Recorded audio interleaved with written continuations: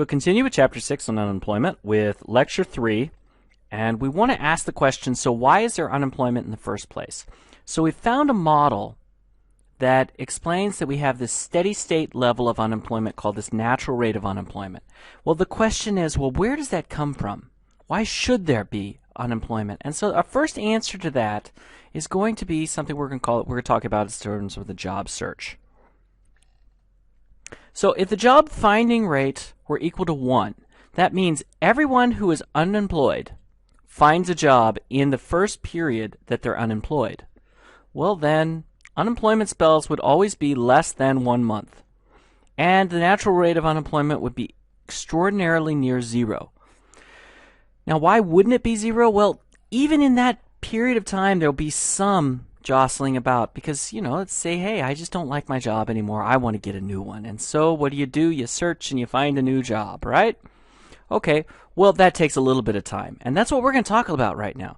But even if that finding rate were 1, it would still be very near 0, but it'd be so close to 0 we wouldn't worry about it. So we really wouldn't have to have this chapter at all if it were close to 1, but it's not. But there are 3 basic reasons why the finding rate is less than 1. The first one is the job search. It is not an instantaneous thing to find a job.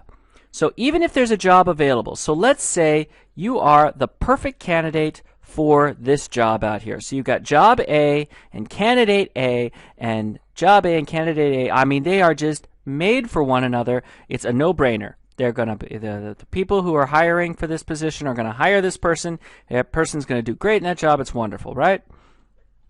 Okay, well, the issue there is, yeah, but candidate A isn't just going to clairvoyantly know that job A is out there. And the people hiring for job A aren't just going to know that candidate A is out there, right? There's a search mechanism that has to happen.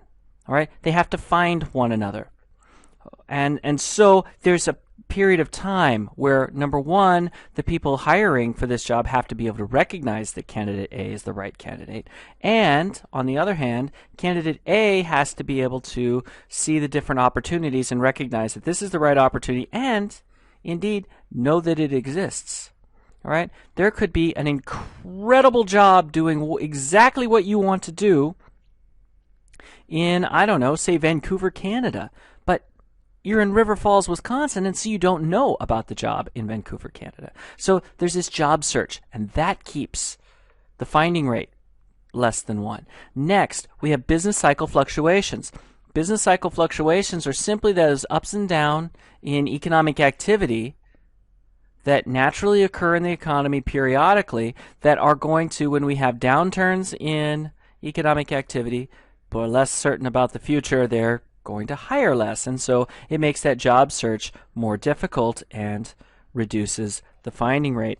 And finally, we talk about this, and we'll talk about this a bit, this institutional structure of an economy. Okay? And we won't talk, I don't think we'll get to this as much in this lecture as in the next lecture. But this is a really important part that will cause that finding rate to be less than 1. So we'll come back to that. So before we go too much farther, though, I want to define the types of unemployment that we think about. Now, I will give you a little bit of a warning here. There's some controversy over this first one, over what exactly frictional unemployment is. All right, and there's a little bit of controversy over the difference between frictional unemployment and structural unemployment. All right, the author of the textbook comes down on it one way. I come down on it a different way. And so I'm going to give you the definition as I see frictional unemployment and structural unemployment. I encourage you to read the textbook and find out his the author of this textbook's perspective on this subject. But I will tell you why I think it is the way I think it is as we go. So first of all, frictional unemployment is unemployment caused by people entering the job market and people quitting jobs just long enough to find another job. All right? Frictional unemployment is at its essence voluntary.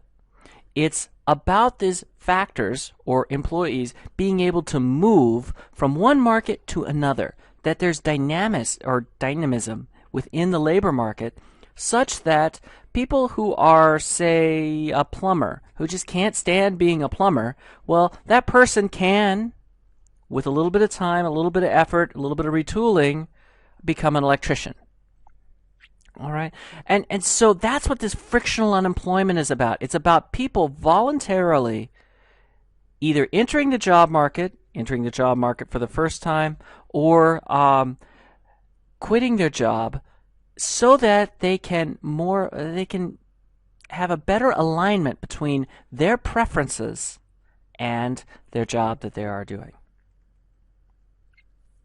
Structural unemployment, on the other hand, and this is where I define it a little bit differently than the author, is unemployment that is caused by the institutional structure of an economy or by economic restructuring making some skills obsolete.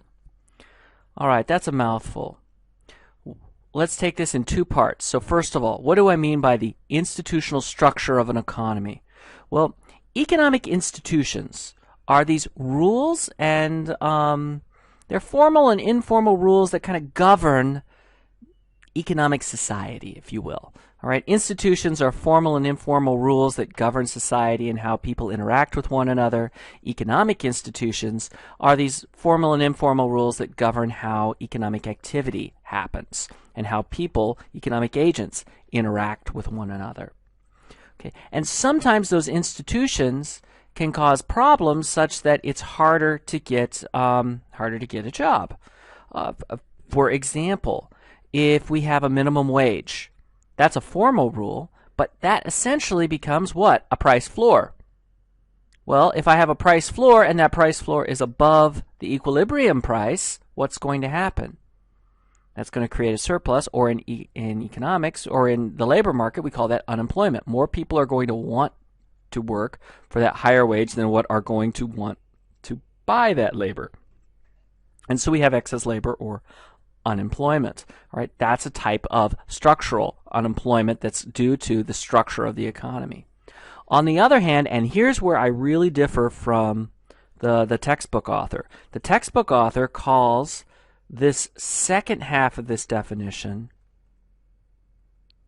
would call that frictional unemployment. I don't call it frictional unemployment. I don't call it for two reasons. First of all, I think it's confusing to call it frictional unemployment in terms of policy, because the policy response for frictional unemployment is really just wait, it'll take care of itself. Frictional unemployment is not that big a deal. In fact, oftentimes it's a good thing, because it simply shows that people in the economy have the confidence to be able to reshuffle such that the job that they have more closely matches their preferences. Okay, so frictional unemployment, basically, there really doesn't need to be a policy response. However, structural unemployment is permanent. It's not going away. And while frictional unemployment, there's always going to be a certain level, you got people coming in, people going out of that frictionally unemployed. And the durations of unemployment when you're frictionally unemployed are pretty short. Structural unemployment, you could be permanently unemployed. That's why I think this, when we have this economic restructuring, or these what we call sectoral shifts, okay, what those end up doing is they make a person's skills obsolete, and then they become no longer marketable. And the only response to that is for that individual to be retooled so that they obtain skills that are marketable. All right, and that's a very different policy response than what we would see from frictional unemployment. So that's why I make that distinction a little differently than the textbook author. So structural unemployment, things that basically happen to do with the economy's structure or changes in the economy's structure. Frictional unemployment, temporary unemployment that basically is associated with people realigning their job more closely with their own preferences. And finally, we have cyclical unemployment. Cyclical unemployment is temporary unemployment that is the result of economic fluctuations. So you become unemployed. You do not become unemployed because, well, your skills are obsolete, or because you just decide, I don't like Wisconsin because it's cold all the time. I'm going to move to Southern California and find a job. All right, that would be frictional. It's not structural because nothing is changing except these temporary fluctuations in business or in economic activity. So we had a recession, and the store that you worked for came on hard times, and so they had to lay people off. Okay, that's cyclical unemployment. So this frictional unemployment is caused by the time it takes for workers to search for a job. That's really what it's all about. And so I'm going to give you an interesting example of this. And it doesn't have anything to do with the labor market. It just goes to show you how much economists know about anything. I was at a conference where the president of this association, it was the Eastern Economics Association, was speaking. Very famous economist, Nobel laureate. He was speaking, and there was standing room only. But I had to chuckle to myself when I saw that there were people in this room both standing and there were chairs open. So I'm thinking, as economists, if we can't figure out how to sort ourselves such that we at least utilize all the chairs in an auditorium, we're probably in trouble. Well, something similar is kind of going on with frictional unemployment because there's this time search. And so what are things that cause this search to take time? Well, first of all, this unemployment is not due to institutional structure of the economy. Wages are flexible. Okay? And there are enough jobs to go around. We don't have cyclical unemployment. We're at full employment. Right? This is just a natural unemployment period when you move from one job to another. All right? It occurs because, number one, workers have different preferences. So, for example, there may be a really great, juicy, wonderful job in Minneapolis, Minnesota. But here's the thing. Minneapolis gets a little cold in the winter, and you are tired of being cold, and so you've decided, I want to go to Arizona. Well, maybe it takes you a little more time to find that perfect, juicy job in Arizona. All right, the next one. Geographic mobility of workers is not instantaneous. This is interesting because there's some of this I would almost call structural. Because it does have to do with some of these institutional structures of the economy. But let's keep it under frictional for right now. And think about it like this. If I were to tell you two groups of people, those who rent their home and those who own their home, who do you think has a higher unemployment rate? Well, generally, it's those who own their home. Not all the time, but over the longer period of time, it's generally those who own a home have a higher rate of unemployment. Now, think about this. Why would that be?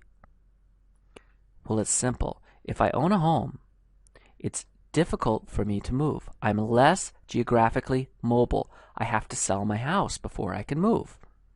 Okay, well, that means I have a smaller area to look for a job. On the other hand, if I rent, well, then I'm pretty mobile. I don't have to sell a house before I leave.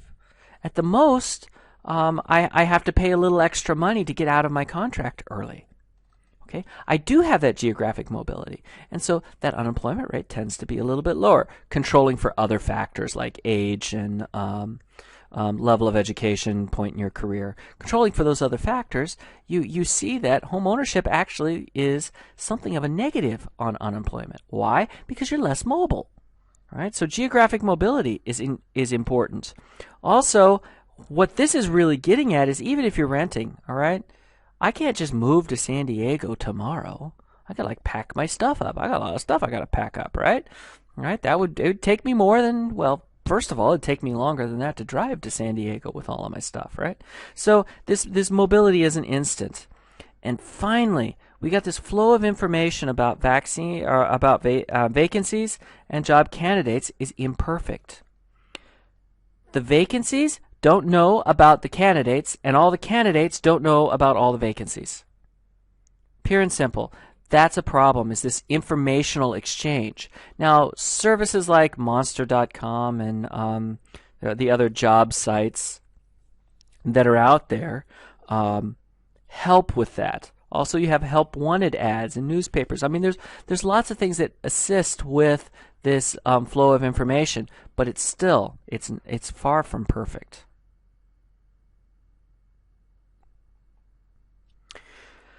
Another issue that plays a part in this is unemployment insurance.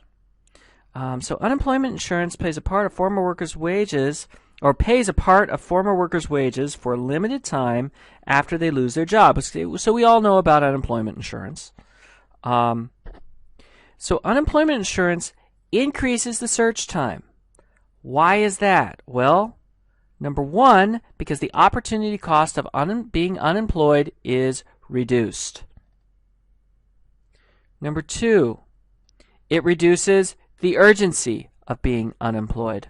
All right, I'm not completely out of income. I'm getting some income. Okay, it reduces the finding rate. Why does it reduce the finding rate? Because I don't have to find the first job that comes available. Now you're saying, well, wait a minute, that's a stupid policy. Goodness, we need to get people back to work, those lazy Logans. Well, actually, hold on for a second. Because making this finding rate a little bit lower may not be a bad thing. Here's why. If I have a certain skill set, okay, say I'm an economist. Well, and I lose my job and I just have to find a job immediately. I have no time, no savings. If I don't find a job, I'm going to be out on the street and starve to death. Okay. If that's the case, what happens? Well, maybe, the pizza delivery guy comes along and says, I sure need another guy to help do the pizza delivery. And all of a sudden, boom, I'm a pizza delivery guy. Now, just between you and me, I think having a PhD in economics makes you a little overqualified to be a pizza delivery guy. Now, if you want to be a pizza delivery guy, more power to you. But there's probably a few things that you can do in the world that will have a higher marginal value product. So maybe rather than wasting all that human capital that society poured into that unemployed economist, maybe we just make it a little easier for them to take a little more time to look for a job. And when they look for a job that actually fits their skills, they'll fit better and then produce more. So actually, giving people a little more time to find a job may be a very good thing because it will increase the fit of the job that they find. So generally speaking, the longer a worker is eligible for unemployment insurance, the longer the duration of average spell of unemployment. Yes, we see this cross-country. When you have countries that have more generous unemployment benefits, they have longer durations of unemployment and higher natural rate of unemployment. Those with less have lower spells of unemployment and lower natural rate of unemployment. So that's true, but that in and of itself isn't a condemnation of unemployment insurance, because like we said, we may want to give workers a longer period of time so that they have time to find the vacancy that fits their skill set. And this comes to our benefits of UI. So we give them more time to search. May lead to better matches and greater productivity. This isn't pie in the sky kind of think stuff. We've got some research that backs this up too. And that concludes lecture number 3. We will pick up with lecture number 4 and continue to answer this question. So why in the world is there unemployment in the first place?